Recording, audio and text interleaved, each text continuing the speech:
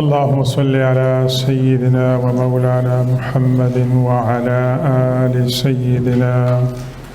ومولانا محمد وبارك وسلم عليه.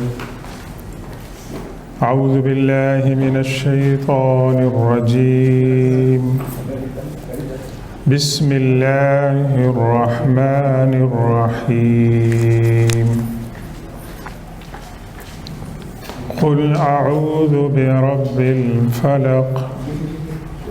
من شر ما خلق ومن شر غاسق إذا وقب ومن شر النفاثات في العقد ومن شر حاسد إذا حسد. صدق الله مولانا العظيم وبلغنا رسوله النبي الأمي الأمين الكريم، ونحن على ذلك لمن الشاهدين والشاكرين، والحمد لله رب العالمين. السلام علیکم ورحمۃ اللہ تعالی وبرکاتہ۔ اللہ تبارک و تعالی کے فضل و کرم سے ہماری آج کی یہ محفل قرآن کریم کی آخری دو صورتوں 113 سورۃ الفلق اور 114 سورۃ الناس کے ترجمے اور تشریح پر مشتمل ہے،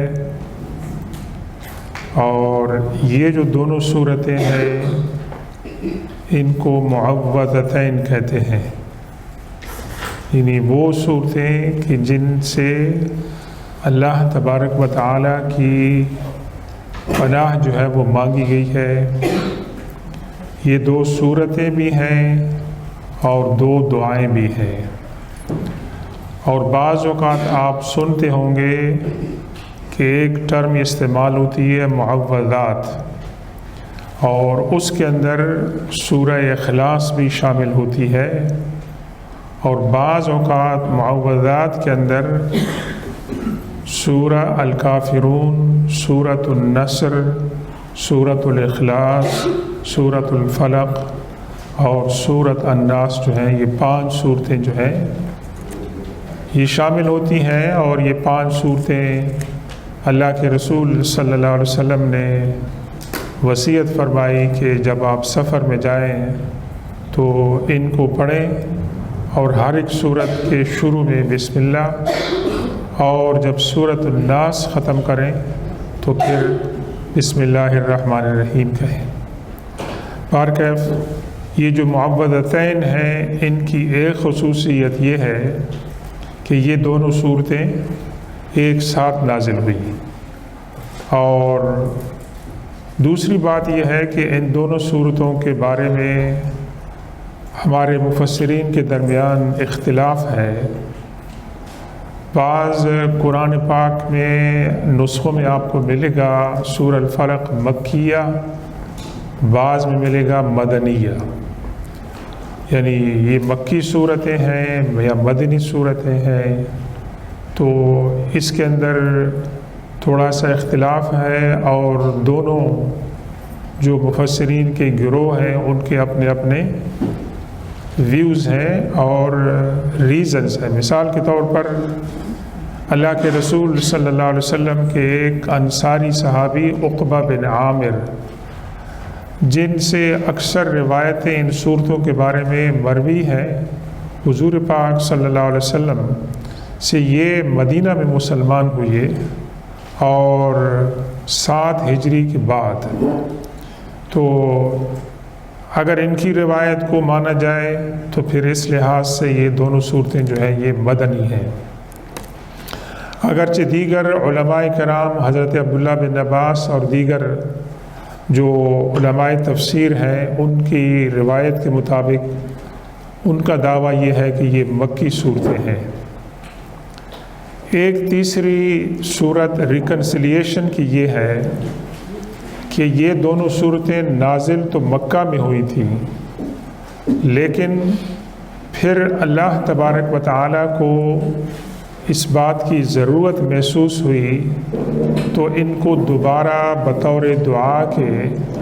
حضور پاک صلی اللہ علیہ وسلم کے اوپر نازل کیا گیا کہ ایک خاص واقعہ جو ہے وہ پیش آیا، اور اس کے شان نزول کے طور پر یہ صورت پھر مدنی جو ہے کہلاتی ہے۔ تو بہرکیف یہ علماء تفسیر کے جو ہیں اختلافات ہیں، اور ہم ان کی جو ہے وہ قدر کرتے ہیں۔ سورہ الفلق جو ہے اس کے اندر 5 آیتیں ہیں، اور سورہ الناس کے اندر 6 آیتیں ہیں، اور یہ ٹوٹل 11 آیتیں بنتی ہیں، اور اس میں بھی اللہ تبارک و تعالیٰ کی حکمتیں ہیں۔ پہلے ایک ہم حدیث سن لیتے ہیں کہ حضرت عقبہ بن عامر رضی اللہ تعالیٰ عنہ کہتے ہیں کہ حضور پاک صلی اللہ علیہ وسلم نے مجھ سے فرمایا کہ آج رات میرے اوپر ایسی آیات اور صورتیں نازل ہوئیں جو اس سے پہلے جو ہے وہ نازل نہیں ہوئی، اور پھر حضور پاک صلی اللہ علیہ وسلم نے ان کو یہ دو صورتیں سنائیں، اور ایک اور موقع پر اللہ کے رسول صلی اللہ علیہ وسلم نے ان کو ان 2 صورتوں کے فضائل بتائے، اور پھر حضور پاک صلی اللہ علیہ وسلم نے ان کو نماز کے اندر جو ہے وہ تلاوت کیا۔ اور ان دونوں صورتوں میں خاص طور پر سورہ فلق جو تھی وہ حضور پاک صلی اللہ علیہ وسلم کی پسندیدہ صورت تھی، کہ بقول حضرت عائشہ صدیقہ رضی اللہ تعالی عنہ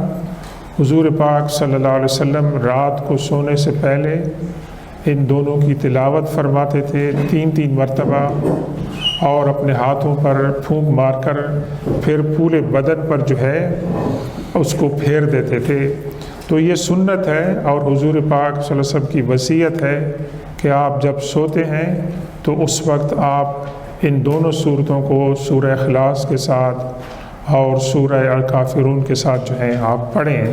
اور پھر ان کو بلو کر کے اپنے بدن کے اوپر جو ہے آپ کریں۔ اسی طریقے سے حضور پاک صلی اللہ علیہ وسلم ان کو نماز کے اندر بھی جو ہے وہ تلاوت آپ ان کی فرماتے تھے۔ ایک آپ لوگ اس میں بات سنیں گے، اللہ کے رسول صلی اللہ علیہ وسلم کے ایک بہت ہی جلیل القدر صحابی، قرآن کے مفسر، حدیث کے ہزاروں حدیثوں کی روایت کرنے والے، اور اسلام فقہ کے بہت بڑی اتھارٹی حضرت عبداللہ بن مسعود رضی اللہ تعالیٰ عنہ کے بارے میں آپ روایت پڑھیں گے کہ وہ کہتے تھے کہ میرا جو مصحف ہے، جو قرآن میں نے لکھا ہے، اس کے اندر یہ 2 صورتیں نہیں ہیں، اور ان کا کہنا تھا کہ یہ جو دونوں صورتیں جن کو آپ قرآن کی صورتیں ہیں، یہ اللہ نے حضور پاک صلی اللہ علیہ وسلم کو بطور دعا جو ہے وہ تعلیم کی ہے۔ تو اب اس میں کچھ لوگ اس چیز کو زیادہ اچھالتے ہیں، لیکن اس کا علاج جواب یہ ہے کہ صحابہ کرام کی اکثریت مائنس عبداللہ بن مسعود رضی اللہ تعالیٰ عنہ، اور پھر حضرت عثمان غنی رضی اللہ تعالیٰ عنہ نے جو قرآن ڈکٹیٹ کروایا تھا، جس کو ہمیں مصحف عثمانی کہتے ہیں، آج ہمارے پاس ہے، اس کے اندر یہ دونوں صورتیں جو ہیں وہ شامل تھیں۔ اور تیسری بات یہ ہے کہ حضور پاک صلی اللہ علیہ وسلم نے، بلکہ ایک روایت میں حضرت عبداللہ بن مسعود رضی اللہ تعالیٰ عنہ اس بات کو تسلیم کرتے ہیں کہ حضور پاک صلی اللہ علیہ وسلم نے یہ 2 صورتیں جو ہیں یہ بتائی ہیں۔ تو آپ کو کچھ لوگ یہ کہیں گے، اور ان کے کہنے کا مقصد کیا ہوتا ہے؟ مس گائیڈ کرنا اور اسلام سے دور کرنا، تو آپ ان کی بات کے اوپر جو ہے وہ نہ جائیں۔ اب تھوڑا سا ہم غور کرتے ہیں ان 5 آیتوں کے اندر اللہ تبارک و تعالیٰ نے کن چیزوں کی پناہ مانگنے کی تعلیم دی ہے۔ قل اعوذ برب الفلق، اے رسول صلی اللہ علیہ وسلم آپ فرما دیں کہ میں اس پروردگار سے پناہ مانگتا ہوں، اس کی ریفیوج طلب کرتا ہوں جو فلق کا رب ہے۔ فا، لام اور قاف، اس کا جو ٹرانسلیشن کرتے ہیں وہ ڈے بریک کہتے ہیں، صبح صادق، یعنی جب سورج طلوع ہو رہا ہوتا ہے اور سورج کی کرنیں جب رات کی تاریکی کو جو ہے وہ مٹا رہی ہوتی ہیں اور اندر آ رہی ہوتی ہیں، تو اس کو الفلق کہتے ہیں۔ الفلق کا ایک دوسرا ترجمہ ہے الخلق، اللہ تبارک و تعالیٰ کی مخلوق، یعنی اللہ تبارک و تعالیٰ جو اپنی مخلوق کا خالق ہے، اس کا پروردگار ہے۔ اور ہمارے متقدمین جو پریڈیسیسر مفسرین ہیں، انہوں نے اس کا ترجمہ ایک جہنم کی وادی بھی کیا ہے۔ تو یہ تینوں معنی اس کے لیے جاتے ہیں، اور اگر فا کے نیچے زیر آ جائے تو اس کے معنی ہوتے ہیں کہ somebody very genius اور highly intellectual، وہ بھی ہوتا ہے۔ تو اللہ تبارک و تعالیٰ حضور پاک صلی اللہ علیہ وسلم کو یہاں پر تعلیم دے رہے ہیں کہ آپ کہیں میں اس رب سے پناہ مانگتا ہوں جو صبح کو طلوع کرتا ہے۔ اب اس کے شان نزول کے بارے میں جو ہمارے پاس روایات ہیں، 3-4 روایات ہیں، ان سب کا خلاصہ یہ ہے کہ حضور پاک صلی اللہ علیہ وسلم 7 ہجری کے بعد اور آپ کے وصال سے تقریباً 2 سال پہلے تقریباً آپ کے اوپر ایک صاحب لبید بن عاصم جو انصار کے قبیلہ بنی زریق سے تعلق رکھتے تھے، انہوں نے حضور پاک صلی اللہ علیہ وسلم کے اوپر جادو کیا، اور اس کی داستان یہ ہے کہ حضور پاک صلی اللہ علیہ وسلم کے پاس ایک یہودی ٹین ایجر آپ کی خدمت کرتا تھا، یعنی حضور پاک صلی اللہ علیہ وسلم کے ساتھ اس کو محبت تھی اور وہ اپنا ٹائم آپ کے پاس دیتا تھا۔ اور یہ بات اس بات کی گواہی ہے کہ حضور پاک صلی اللہ علیہ وسلم اور اسلام نے دین کے اور مذہب کے اختلاف کے باوجود نفرت کی تعلیم نہیں دی۔ یہ ایک یہودی نوجوان آپ کی خدمت کرتا تھا، تو اس نوجوان کو یہ جو صاحب تھے لبید بن عاصم جو ہیں، انہوں نے سمجھایا کہ آپ کسی وقت حضور پاک صلی اللہ علیہ وسلم کے کچھ بال مبارک اور جو آپ کنگھی استعمال کرتے ہیں، اس کنگھی کے 2-3 دانت جو ہیں وہ توڑ کر مجھے لا کر دیں۔ اس کو نہیں بتایا کہ میرا مقصد کیا ہے۔ اور پھر اس نے اپنی بیٹیوں کو کہ جو جادو کی ایکسپرٹ تھیں ان کو دیا، اور انہوں نے اس کے اوپر کچھ منتر، کچھ جادو کی چیزیں پڑھیں، اور پھر ان کو کھجور کے ایک خوشے میں بند کیا اور ایک کنویں کے اندر اس کی ڈیپتھ کے اندر جا کر نیچے رکھا اور پتھر کے نیچے اس کو چھپا کے رکھا۔ حضور پاک صلی اللہ علیہ وسلم بقول حضرت عائشہ صدیقہ رضی اللہ تعالیٰ عنہ یہ تقریباً عرصہ 5-6 مہینے کا رہا، لیکن اللہ کے رسول صلی اللہ علیہ وسلم کو تکلیف کا احساس جو اصل میں ہوا وہ تقریباً 3 دن تھا۔ اس سے پہلے آپ کے اوپر کچھ زیادہ اثر نہیں ہوا، اور اس کی ایک علامت یہ تھی کہ حضور پاک صلی اللہ علیہ وسلم کو بعض اوقات یہ احساس ہوتا تھا کہ انہوں نے ایک کام کیا ہے حالانکہ انہوں نے کام نہیں کیا ہوتا۔ مثال کے طور پر وہ یہ کہتے کہ میں آج اپنی فلاں جو ہے زوجہ کے پاس گیا تھا، حالانکہ نہیں گئے تھے۔ صرف اتنا اثر ہوا، لیکن اس سے زیادہ جو ہے وہ اثر نہیں ہوا، اور آپ کی طبیعت میں تکلیف محسوس ہونے لگی۔ تو اس کے بارے میں مختلف روایات ہیں کہ ایک تو آپ نے خواب دیکھا، اور خواب میں آپ نے دیکھا کہ آپ کے سرانے ایک شخص ہے اور آپ کے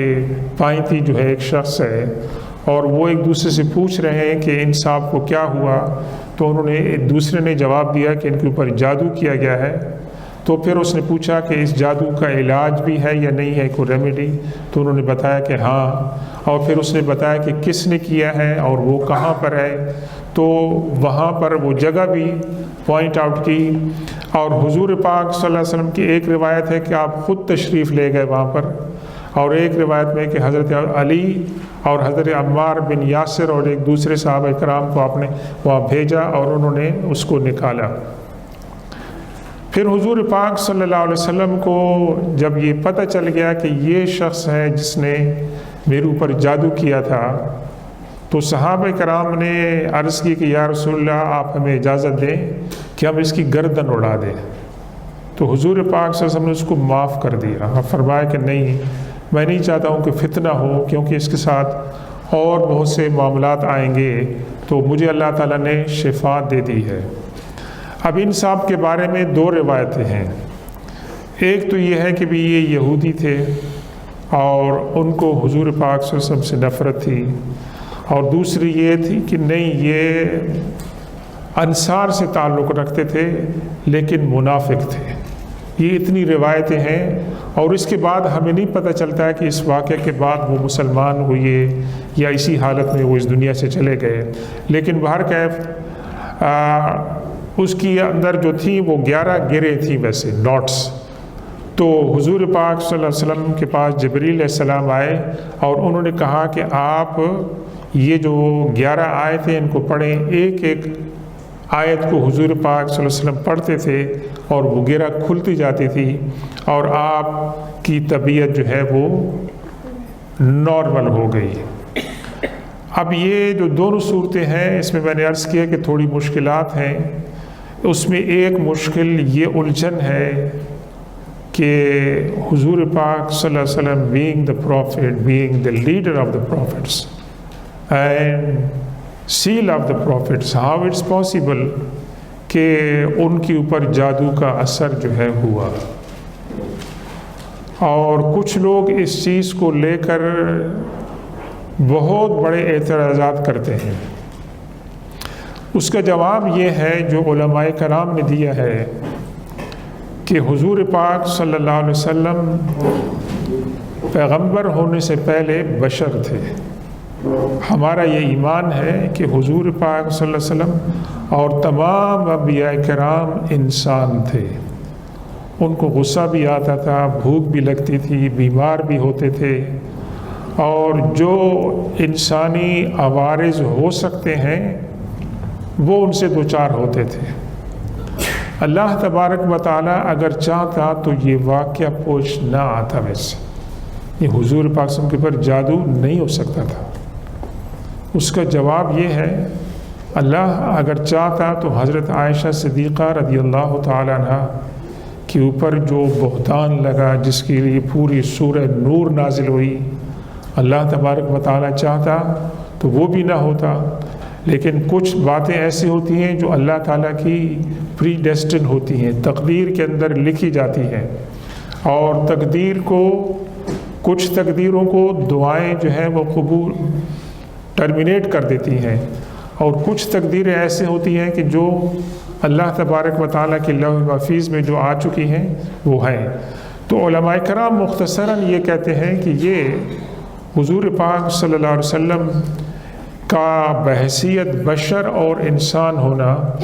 وہ تو افیکٹ ہوا، لیکن جہاں تک آپ کے پاس وحی آئی تھی یہ بھی وحی آئی، آپ نے نمازیں پڑھائیں، آپ نے تعلیم دی، تبلیغ کی، اس کے اوپر جو ہے وہ کوئی اثر جو ہے وہ نہیں ہوا۔ تو یہ بعض اوقات الجھن جو ہے ہوتی ہے ان دونوں صورتوں کی تفسیر اور ترجمے میں کرتے وقت۔ تو میں نے کوشش کی ہے کہ آپ کو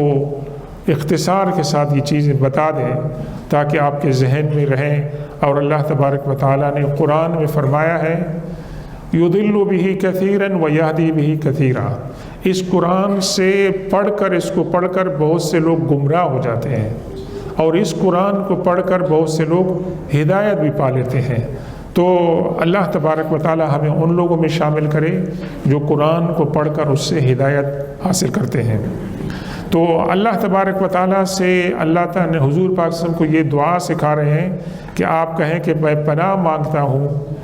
اس رب سے جو صبح کا رب ہے، من شر ما خلق، ہر اس برائی سے، ایول سے جس کو اللہ تبارک و تعالیٰ نے کریٹ کیا ہے۔ اب یہاں بھی کچھ لوگوں کو الجھن ہوگی کہ اللہ تبارک و تعالیٰ کس طرح ایول کو اور برائی کو کریٹ کر سکتا ہے۔ تو آپ کے سامنے بہت واضح مثال ہے کہ شیطان کو اللہ تبارک و تعالیٰ نے پیدا کیا، وہ ابلیس بن گیا،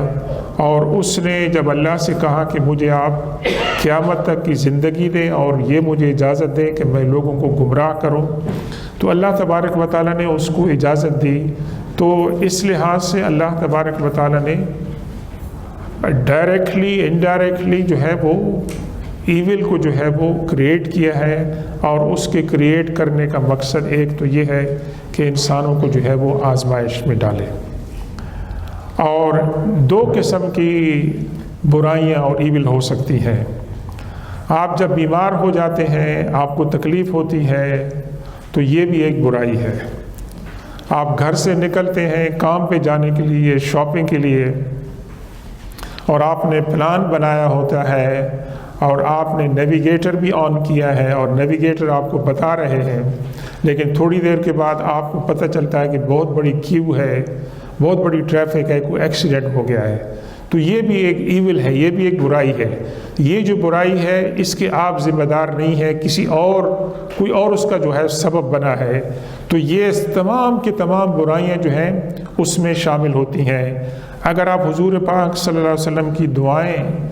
دیکھیں تو حضور پاک صلی اللہ علیہ وسلم کی اکثر دعاؤں میں یہ آپ اللہ سے پناہ مانگتے ہیں۔ مثال کے طور پر ایک مشہور دعا ہے کہ اللہ منی اعوذک من زوال نعمتک، اللہ تبارک و تعالیٰ سے حضور پاک صلی اللہ علیہ وسلم دعا فرماتے ہیں کہ میں آپ سے پناہ مانگتا ہوں کہ میری آپ کی جو نعمتیں ہیں وہ مجھ سے زائل ہو جائے۔ تو یہ بہت بڑا مجموعہ ہے قرآن کے علاوہ حدیث میں۔ وَمِن شَرِّ غَاسِقٍ إِذَا وَقَبَ، اور غاسق کہتے ہیں اندھیرے کو، اور جب اندھیرا شروع میں سن سیٹ کے بعد شروع ہوتا ہے تو اس کو غاسق کہتے ہیں، اور وقب ہی جب وہ آرام آرام سے دھیرے دھیرے چھانا شروع ہوتا ہے تو اس کو بھی کہتے ہیں کہ اس اندھیرے سے بھی میں پناہ مانگتا ہوں جو چھا جاتا ہے۔ اب یہ چونکہ قرآن پاک عربوں کے ماحول میں نازل ہوا، تو یہاں پر رات سے اور رات کی تاریکی سے پناہ مانگنے کی حکمت کیا ہے کہ پرانے زمانے میں اور اس دور میں بھی اور آج کل بھی اکثر جو برائیاں ہیں، کرائمز ہیں، چوریاں ہیں اور انسیکٹس ہیں، سانپ وغیرہ ہیں، یہ جنات وغیرہ ہیں، یہ تمام کے تمام ان کی اٹیکس واردات شروع ہوتی ہیں رات کو۔ تو جتنی بھی رات کے اندر برائیاں ہو سکتی ہیں، پریشانیاں ہو سکتی ہیں، ان تمام سے پناہ مانگی گئی ہے، اور یہ اللہ تبارک و تعالیٰ کی مطلب ہے کہ حکمت ہے کہ وہ حضور پاک صلی اللہ علیہ وسلم کو یہ تعلیم دے رہے ہیں۔ وَمِن شَرِّ النَّفَّاثَاتِ فِي الْعُقَدِ، اور میں اس برائی سے بھی پناہ مانگتا ہوں، نفاثات جمع ہے نفاثہ، اور عقد کہتے ہیں گرہ کو۔ تو میں پناہ مانگتا ہوں جو کہ پھونک مارنے والی عورتیں ہیں یا پھونک مارنے والے مرد ہیں۔ اگر نفاثات سے مراد مؤنث لیا جائے گا تو اس سے مور عورتیں جو جادو کرتی ہیں، اور نفاثات کے اندر یہ بھی ہے، اس سے مراد نفوس ہے۔ تو نفس کی جمع نفوس عربی زبان میں مؤنث کے طور پر استعمال ہوتا ہے۔ تو علماء کرام کہتے ہیں کہ نفاسات سے مراد دونوں پاسبل ہے، مرد جادو کرنے والے اور نوٹس کے اندر پھونک مارنے والے، ان سے میں پناہ مانگتا ہوں۔ اور اس کا ایک مظاہرہ ہم نے دیکھا کہ حضور پاک صلی اللہ علیہ وسلم کے اوپر جو ہے انہوں نے 11 نوٹس کا جادو کر کے انہوں نے یہ ٹرک کی تھی۔ وَمِن شَرِّ حَاسِدٍ إِذَا حَسَدَ، اور میں پناہ مانگتا ہوں حسد کرنے والے سے جب وہ حسد کرے۔ ایک حکمت یہاں پر یہ نظر آتی ہے کہ وَمِن شَرِّ غَاسِقٍ إِذَا وَقَبَ وَمِن شَرِّ حَاسِدٍ إِذَا حَسَدَ۔ رات جب تاریکی پھیل جائے، آپ مکہ مکرمہ مدینہ منورہ میں آپ جائیں گے تو آپ کو حرمین شریفین کے آس پاس اتنی لائٹ ہوتی ہے کہ آپ کو رات کا احساس بھی نہیں ہوتا ہے، وہ لائٹ چھا جاتی ہے اور آپ کو دن کی طرح جو ہے وہ محسوس ہوتا ہے۔ عام جو ہماری لائٹس یہاں کی ہیں اس کے مقابلے میں وہ لائٹس وہاں پر جو ہیں وہ بہت پاورفل ہیں اور پورے علاقے کو جو ہے وہ روشن کر دیتی ہیں۔ تو فرمایا اذا وقب، جب اندھیرا چھا جائے۔ اگر اندھیرا نہیں چھائے گا تو اس کا مطلب یہ ہے کہ رات کی تاریکی کے اندر جو مشکلات ہو سکتی ہیں وہ مشکلات نہیں آ سکتی ہیں، یعنی جب وہ ہو جائے واقعہ۔ اور پھر فرمایا وَمِن شَرِّ حَاسِدٍ إِذَا حَسَدَ، اور حسد کرنے والا جب حسد کرے۔ کہنے کا مقصد یہ ہے کہ یہ انسان کی نیچر ہے کہ ہم ایک دوسرے انسان کے معاملے میں، چاہے وہ رشتہ دار ہوں، دوست ہوں، جاننے والے ہوں، نہ جاننے والے ہوں، جب ہم ان کے اوپر دیکھتے ہیں کہ اللہ کی نعمتیں برس رہی ہیں تو ہمارے دل میں ان کے لیے جیلسی پیدا ہوتی ہے، اور جیلسی نیگیٹو سینس میں پیدا ہوتی ہے تو وہ بہت بڑی برائی ہے اور گناہ کبیرہ ہے۔ اور ایک حدیث میں ان 7 بڑے گناہوں میں جو ہے شامل کیا گیا ہے جن میں ایک حسد بھی ہے۔ تو اگر کوئی انسان کسی انسان سے حسد کرتا ہے، اگر تو اس کے دل میں بشری کمزوری کی وجہ سے یہ حسد ہے، لیکن وہ زبان سے اس کو ظاہر نہیں کرتا اور اس کے ایکشن سے اس کا اظہار نہیں ہوتا ہے، تو ایز لانگ وہ اس کے دل کے اندر برائی ہے تو اللہ تبارک و تعالیٰ اس پہ پکڑ نہیں کرے گا جب تک کہ وہ اس کا اظہار کرے۔ تو اس لیے فرمایا وَمِن شَرِّ حَاسِدٍ إِذَا حَسَدَ، اور جب حسد کرنے والا حسد کر لے۔ تو حسد کرنے والا جب حسد کرے گا تو وہ ایک بہت بڑے گناہ کا مرتکب ہوگا، کہ اللہ کے رسول صلی اللہ علیہ وسلم فرماتے ہیں کہ حسد تاکل الحسنات، کہ جیلسی نیکیوں کو اس طرح کھاتی ہے جس طرح آگ لکڑیوں کو کھاتی ہے۔ ویسے جب آپ آگ کے اندر لکڑیاں جالیں گے تو وہ تمام کی تمام خاکستر ہو جائیں گی، ختم ہو جائیں گی۔ اسی طریقے سے انسان نیک کام کر رہا ہے لیکن انسان کے اندر جیلسی ہے اور وہ اس جیلسی کو عملی جامہ پہنانے کی کوشش کرتا ہے، اس کی نیکیاں اس کی وجہ سے ضائع ہو جائیں گی۔ ایک حدیث پاک ہے کہ حضور پاک صلی اللہ علیہ وسلم نے مسجد میں صحابہ کرام نماز کے لیے انتظار میں بیٹھے تھے کہ حضور پاک نے فرمایا کہ ابھی تمہارے پاس ایک ایسا شخص آنے والا ہے جو جنتی ہے۔ تو یہ صحابی جب آتے ہیں تو انہوں نے تازہ وضو کیا ہوتا ہے اور پانی ان کے بدن سے، چہرے سے ٹپک رہا ہوتا ہے اور ان کے ہاتھ میں ان کے جوتے ہوتے ہیں۔ تو یہ آ کے نماز پڑھتے ہیں، نماز کے بعد چلے جاتے ہیں۔ دوسرے دن اسی ٹائم پہ اللہ کے رسول سے فرماتے ہیں کہ تمہارے سامنے ایک ایسا شخص آئے گا جو جنتی ہے۔ تو اسی حال میں وہ صحابی آتے ہیں، پھر تیسرے دن بھی وہ آتے ہیں۔ تو تیسرے دن جب ایک صحابی، میں اس وقت ان کا نام بھول رہا ہوں، مشہور صحابی ہیں، کہ ان کے اندر یہ کیوریاسٹی پیدا ہو جاتی ہے کہ کون سی چیز ہے کہ جس کی وجہ سے اللہ کے رسول صلی اللہ علیہ وسلم نے اس کو جنتی ہونے کی بشارت دی ہے۔ تو وہ ان کے پیچھے چل پڑتے ہیں، ان کے گھر جاتے ہیں اور ان سے کہتے ہیں کہ میرے ساتھ ایک مشکل ہے، میرے والد نے مجھے گھر سے نکال دیا ہے، تو آپ مجھے اپنے گھر میں کچھ دن پلیز ٹھہرنے دیں۔ ان کا مقصد کیا تھا کہ میں چیک کروں کہ یہ کیا خاص کام کرتے ہیں۔ 3 دن ان کے ساتھ وہ ٹھہرے۔ 3 دن کے بعد انہوں نے کہا شکریہ آپ کا، آپ نے میری مہمان نوازی کی، اور جانے لگے۔ تو انہوں نے کہا کہ میں نے کوئی خاص چیز نہیں دیکھی کہ یہ تہجد کے لیے اٹھتے ہیں یا روزہ رکھتے ہیں، یہ تو میری طرح نماز پڑھتے ہیں اور عام طریقے سے ان کا کام ہے۔ تو انہوں نے کہا کہ میں اب جا تو رہا ہوں لیکن مجھے کوئی چیز نظر نہیں آئی، میں ان سے پوچھ ہی لیتا ہوں کہ بھی آپ کو حضور پاک صلی اللہ علیہ وسلم نے کس بات سے جنت کی بشارت دی؟ تو انہوں نے پوچھ لیا کہ انہوں نے کہا کہ جی میرے پاس تو کوئی خاص عمل نہیں ہے، آپ میرے پاس 3 دن ٹھہرے، آپ نے دیکھ لیا میں نے کیا کیا۔ ہاں ایک بات ہے کہ جب میں رات کو سوتا ہوں تو سوتے وقت اگر میرے دل میں کسی مسلمان کے بارے میں خلش ہوتی ہے، نفرت ہوتی ہے، جلس ہوتی ہے، اس کو میں مٹا دیتا ہوں میں سے، اور میں سوتے وقت کلیئر کانشیس کے ساتھ میں سوتا ہوں۔ تو آپ یہ دیکھیں کہ یہ ایک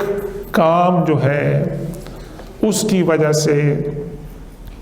اللہ کے رسول صلی اللہ علیہ وسلم نے اس صحابی کو جنت کی بشارت دی، اور اگر وہ ہمارے اندر کمزوری پائی جائے جیلسی کی تو اس کی وجہ سے ہمارے تمام نیک اعمال جو ہیں وہ ضائع ہو جاتے ہیں۔ تو یہ اللہ تبارک و تعالیٰ نے حضور پاک صلی اللہ علیہ وسلم کو اس کا علاج بتایا۔ اور آپ دوسری بات یہ سمجھیں کہ جتنی برائیوں کا یہاں ذکر کیا گیا ہے